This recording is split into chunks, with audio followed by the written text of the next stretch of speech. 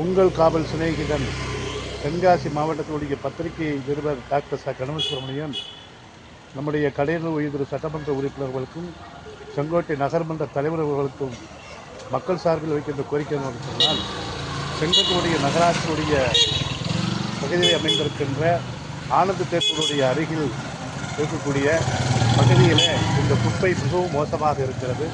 இந்த குப்பையினால் பொது சுகாதாரம் பாதிக்கப்படுகிறது.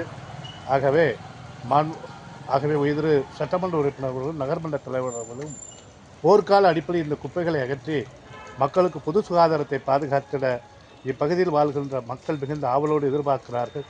ஆகவே நம்முடைய உயர்திரு சட்டமன்ற உறுப்பினர் அவர்கள் மக்கள் சேவை ஆற்றுகின்ற உங்களுடைய பணி இங்கே நிறைவாக இருக்கட்டும் என்று மக்கள் எதிர்பார்க்கிறார்கள்.